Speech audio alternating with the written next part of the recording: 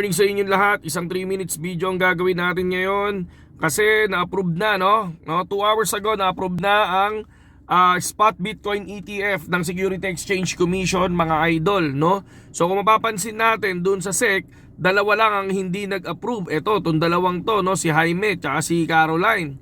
So next, ako tinitingnan ko dito, baka ang mag-apply next ang ETH or XRP. So tingnan natin lahat yan, mga idol, kasi kahapon kaya bumagsak yung value ng BTC at lumipad din ng halos 48k dahil doon sa fake news na nilabas din, no? Dahil sabi nga nila na-hack yung mismong Security Exchange Commission account sa Twitter, tapos nagkaroon ng ganun sa talagang kitang-kita nyo naman, no? Kahit na malalaking account na yan, na-hack pa rin, mga idol.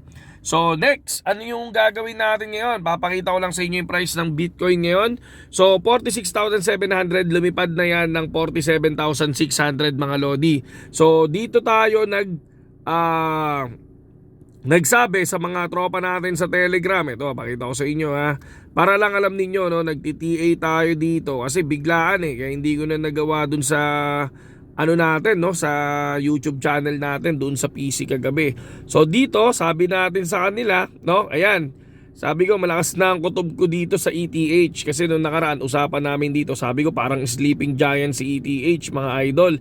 And then dito, sabi ko 47k next resistance, ito 47k next resistance, and then second resistance is 48k. 48k ang pinakamalupit na resistance dyan. Yun yung ginawa ko sa graph natin. Panoorin nyo na lang yung video natin kahapon. And then ito, kung mapapansin nyo, nung nagsabi ako na 47k, lumipad na ng 47,122. And after nyan, no, mga idol, lumipad ng 47,252, mga lodi. And then 47,581. So take profit, sabi ko nga sa inyo, huwag nyong hintayin ng 48, mga idol. Pag nag-TA ako ng 47, pag happy na, tipi na, no, huwag nyong hintayin yung next resistance, no. Sabi nga natin, suntok sa buwan yun. Minsan bago marating ang next resistance, ang nangyayari, bumababa ang value bago lumipad ulit, no. Yun ako, sabi ko nga sa inyo, pumapasok ako kapag merong ako nakikitang resistance and support, mga lodi, no?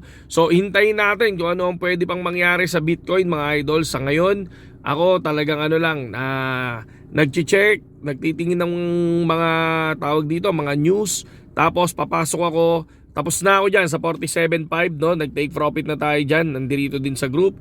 And ang gagawin natin dyan, 48k, dun tayo papasok, no? Hindi muna ako papasok sa mga support. May mga support tayong nilagay doon sa video natin kahapon, pero medyo nandoon ako sa nandoon ako sa hype muna ngayon. Tinitingnan natin kung ano pa yung pwedeng mangyari. Ingat lang, mga idol, ingat lang. May mga nag-allocate na ng pera dyan. May mga nag-deposit na pero hindi pa sila bumibili. Pag bumili yan, lilipad ng gusto yan. Pero tingnan natin, baka etong approval na to is hype lang para umangat ng konti, maraming bumili, and then babagsak ng konti, tapos doon bibili yung mga company, mga lodi. Ingat lang, ingat lang, AGX, ingat. Okay, sa mga gustong pumasok, syempre, no, sa BitGet, no, at para makasabay doon sa trade natin, no, pasok lang kayo dito sa BitGet, mga idol, okay? So nandiyan yung link natin sa description, mga lodi, hindi financial advice.